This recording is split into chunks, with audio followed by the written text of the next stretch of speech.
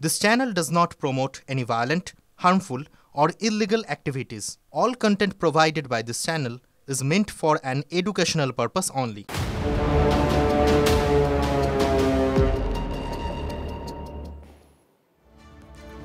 ফিরে এলাম ব্রেকের পর। গত কয়েক বছরে এই রাজ্যে একের পর এক সোনার দোকানে ডাকাতি হয়েছে। চলতি বছরই নদিয়ার রানাঘাট, পশ্চিম বর্ধমানের রানীগঞ্জে ডাকাতির ঘটনা ঘটেছে। রানীগঞ্জে ডাকাতিতে বাধা পেয়ে পুলিশের সঙ্গে দুষ্কৃতীদের গুলির লড়াই পর্যন্ত বাংলা দেখে ফেলেছে। আর গত রবিবার খাস কলকাতায় মুকুন্দপুরে দিনে দুপুরে ক্রেতা সেজে ডাকাতির চেষ্টা হয়েছে। স্বাভাবিকভাবেই পরপর ডাকাতির ঘটনায় বিয়ের মরশুমে আতঙ্কিত সোনার ব্যবসায়ীরা। রবিবার কলকাতার বুকে দিনের আলোয় মুকুন্দপুরে সোনার দোকানে ডাকাতির চেষ্টা। জনবহুল এলাকায় ডাকাতির ঘটনায় চিন্তায় স্বর্ণ ব্যবসায়ীরা। বিয়ের মরশুমে সোনার গয়না কেনাবেচা স্বাভাবিকভাবেই বেশি হবে, সেখানে ফের প্রশ্নের মুখে সোনার দোকানের নিরাপত্তা। ঘটে গেছে মুকুন্দপুরে, সেই নিয়ে তো একটু ভয়াবহ ব্যাপার আছে। মোটামুটি ধরুন 12টা থেকে 3টে অবধি তো ভয় লাগেই, 3টে সাড়ে 3টে অবধি ওই সময়টা লোকজন কম থাকে। খুব চিন্তার বিষয়, রাত্রি 8:30 9টার পর তো কোনো পুলিশই থাকে না এখানে। এখন কোনো যদি বিপদ হয় কেউ আটকাতে পারবে না। গত বছর সেপ্টেম্বরে নদিয়া পুরুলিয়ায় পরপর ডাকাতির ঘটনায় নিরাপত্তা চেয়ে পুলিশ প্রশাসনের দ্বারস্থ হয় স্বর্ণ ব্যবসায়ী মহল। এরপরই নিরাপত্তা সংক্রান্ত বিষয়ে সোনার ব্যবসায়ীদের সঙ্গে বৈঠকে বসে পুলিশ।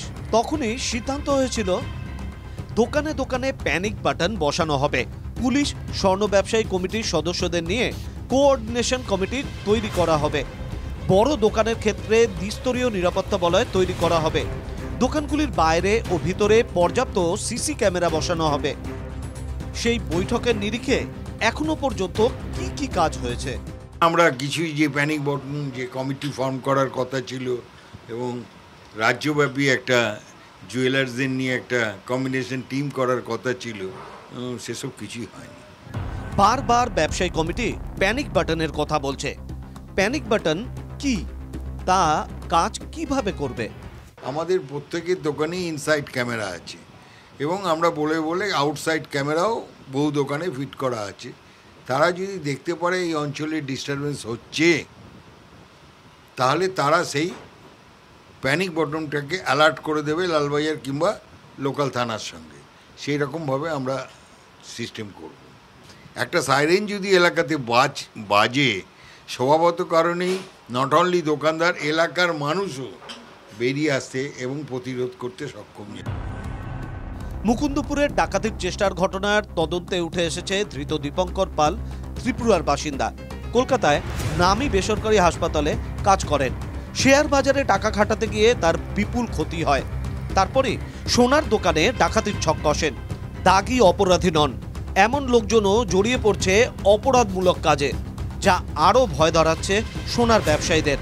তাই নিজেদের উদ্যোগেই এবার সোনার হাব সোনাপট্টির দোকানে দোকানে প্যানিক বাটন সিস্টেম চালু করার সিদ্ধান্ত নিতে চলেছে ব্যবসায়ী কমিটি। তবে পুলিশ প্রশাসনের সহযোগিতা ছাড়া এই সিস্টেম পুরোপুরি কার্যকর হবে না। একটা জিনিস জানতে হবে, আমরা কিন্তু গভর্নমেন্টের রেভিনিউ কালেক্টর।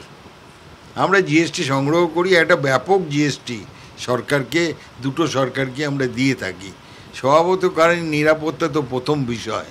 প্রাক্তন পুলিশ কর্তার মতে দোকানের বাইরে ও ভিতরে এমন জায়গায় সিসি ক্যামেরা বসাতে হবে দুষ্কৃতীদের সহজেই যাতে চিহ্নিত করা যায়। প্রিভেনশন এবং ডিটেকশন দুয়ের উপরই সমান জোর দেওয়ার পরামর্শ প্রাক্তন পুলিশ কর্তার। সংকুলন, ফোর্স সংকুলন একটু কম আছে, এটা তো মানতেই হবে। প্রতি লাখে 97 জন মতন পুলিশ অফিসার আছে, পুলিশম্যান। কি আমাদের পুলিশ সংখ্যা কম বলে কি সোনার দোকান আর ব্যাংকে এগুলোতে রাহাজানি হয়ে যাবে, ডাকাতি হয়ে যাবে? তা তো নয়। এগুলোকে পুলিশ অফিসার যা আমাদের স্ট্রেংথ আছে তার মধ্য থেকেই করতে হবে।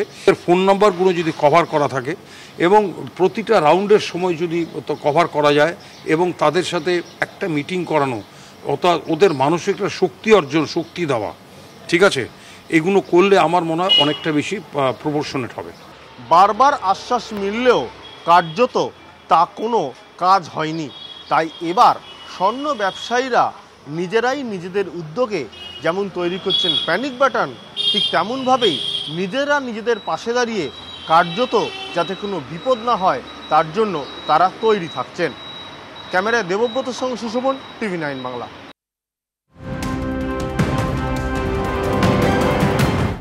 ক্যালিফোর্নিয়ায় ধৃত অনমোল বিষ্ণইকে ভারতে ফেরাতে তৎপরতা, এফবিআই আধিকারিকদের সঙ্গে সাক্ষাৎ, কেন্দ্রীয় এজেন্সির আধিকারিকদের, দিল্লির এফবিআই অফিসে বৈঠক, খবর সূত্রের।